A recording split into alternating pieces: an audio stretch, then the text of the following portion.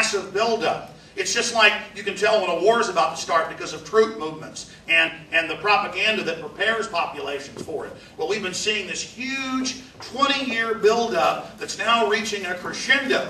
Now, with a finale, kind of like when you're watching fireworks, you see a big spectacular display and you think, that must be the finale.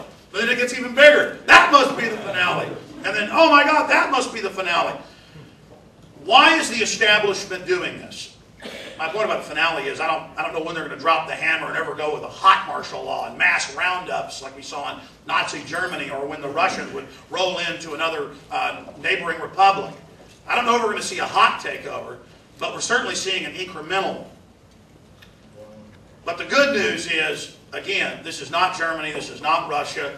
We have a history of liberty and freedom. We have the history of the Second Amendment. And there is an awakening across the board, the likes of which no one has ever seen. And when I went on air on 9/11, after months of saying they're going to attack the World Trade Center, they're going to blame it on their CIA asset, bin Laden, created by the CIA, I could see the whole preparation for that. I went on air. A lot of people got mad and upset at me. But I knew that I had to put the greater good ahead of, quote, my own radio career. And I lost about a third of the stations I was on. The network was getting death threats. They were saying, God, you got to say this. And I said, yeah. It was the first and only time they ever came to me and said, are you sure you want to do this? And other talk show hosts on the network who now later claim they're the fathers of 9/11 truth. And it's not about that, but it's about them claiming they were there first. We're like, I think it's bad that he's saying that on their own shows. So I had to be there first. I had to be the trailblazer. I had to inject that truth and information out to the public, knowing and having the faith that it would grow and that it would expand. And I did that because I knew that if we didn't have a fundamental awakening to the Hegelian dialectic of problem, reaction, solution, the cold-blooded establishment was going to continue to stage event after event after event and tighten up the control, and that my children and that their children and that your children would have absolutely no future and no chance at freedom and liberty. And I'd analyzed the current elite that we have and had at the time and realized that they were so psychopathic, so wicked, so evil for evil's sake, and just burning with the desire for power, that they were going to give us no quarter. They were never going to stop. And I'd already gotten into fighting the New World Order.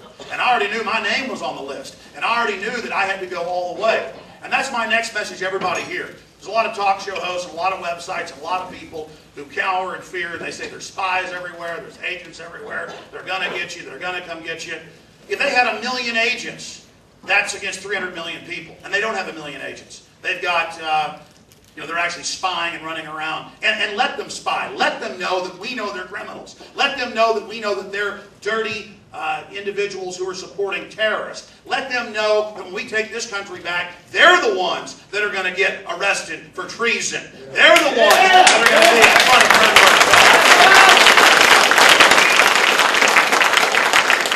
Because if we, look, they wear black uniforms and black masks and say they're spying on you now and say they're building FEMA camps to scare you. It's for you. And by for you, people out there watching on the internet later, watching this speech, understand, for you that serve the system, for you that know where the skeletons are buried, for you that are middle class, this system that they have designed is around and is designed for attacking the general public and attacking people that have served them. We don't have a choice. All of us have to say no to these criminals.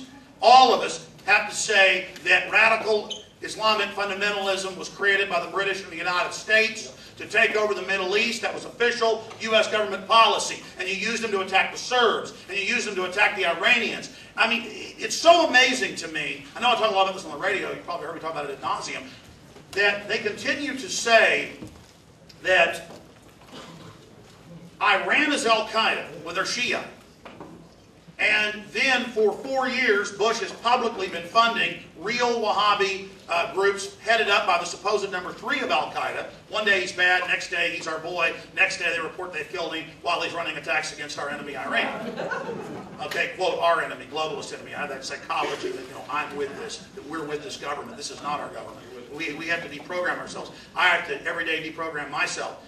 And then they're blowing up mosques, blowing up police stations, blowing up schools. It's on a weekly basis, and Iran just sits there and goes, oh, we're going to sue you in international court. Your al-Qaeda groups blew more stuff up. Meanwhile, you tune into Rush Limbaugh, a fake conservative, there to make conservatives go to sleep and not know what's happening. He's talking about Iran launching more al-Qaeda attacks. And John McCain's talking about Iran launching more al-Qaeda attacks. These people are liars.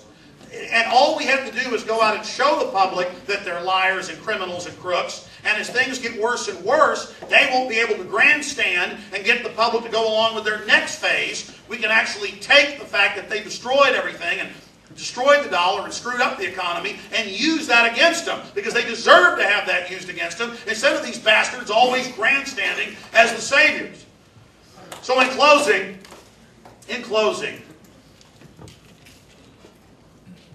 just think about how far we've come in almost 7 years now. Think about how, if you told somebody 6.5 years ago that 9/11 was an inside job, everybody kind of instinctively would go, I've had a bad feeling, it's kind of weird, but why? But still, you were seen as somewhat of a kook. And then 3 years after, when they did polls, the majority of Americans believed they were being lied to. A huge minority believed it was an inside job. That's when a pollster's calling you on the phone. They've done studies showing that people tend to go with the establishment line in a poll. So if 4 years ago, 36% said, we believe the government did it, probably double that. I've talked to a lot of pollsters. I've conducted polls. I've paid for them with Zogby and others. And it's more like 60 plus 70% believe it's an inside job. And that was 4 years ago. Now they have polls where 84% believe the government's lying about 9/11. And then it comes out they have been lying about 9/11 the whole time. You know, they say it's crazy that the government can carry out an attack like that. It's too complex. It's too big. But guys in a cave, now they can do it. And then you go through all the evidence. So think about all the people that have gone public. German defense ministers and an Italian president, and high-level members of the Japanese parliament, and Willie Nelson, and Charlie Sheen, and, of course, Governor Ventura, and the best actress this year, 2008, and hundreds of scientists, and engineers, and architects, more and more. And then they publish in prestigious scientific journals, and are proving that the buildings were blown up. And at every point, you know, the debunkers say, you don't have any scientists, so they give them all these scientists. Well, you don't have any engineers, give them all these engineers. Well, you don't have any physicists, give them all these physicists. Well, you don't have any papers scientifically showing it. Here are the papers. Well, they're not peer-reviewed. Here, they're in all these peer-reviewed prestigious journals. Well, you don't have any eyewitnesses, and all these videos of firemen and police going, they said get back, they're about to blow it. And then the BBC and CNN all at the same time say the exact same thing. Building 7, Sullivan's Brothers, fell completely, a total collapse, and its own footprint. They look behind them and it's still standing. And I mean, thousands of things, on and on. And even young aides in the bunker with Cheney under the White House going, it's 50 miles out. And comes back, it's 20 miles out, it's 10 miles out. Does the order still stand? Of course it still stands. And we know what that order was. That order was a stand-down order. 2 months before, Dick Cheney took the power from the generals and the admirals and their designates. They'd always had it since World War II, had it since NORAD was set up in '57. They took it away and said, you can't shoot planes down anymore. I have to give the order. 2 months before, they were taking the levers out of the control of the Air Force and the Army. How much more obvious does this have to get? So here we are 7 years later. Almost 7 years later. And there are all these prominent scientists and people coming forward, all these famous people. And people say, well, who cares if somebody from Hollywood or Willie Nelson goes public? Who cares about them? Well, these are icons that know they have a lot to lose. They're showing courage. They're showing solidarity.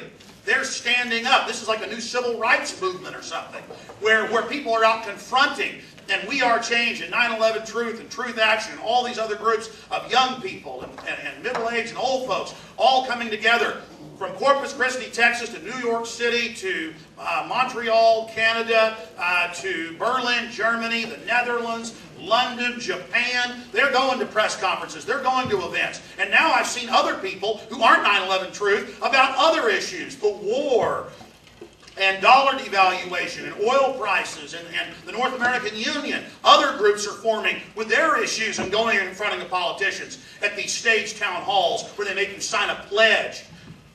At all the Bush rallies where you have to sign a pledge that you're going to support them and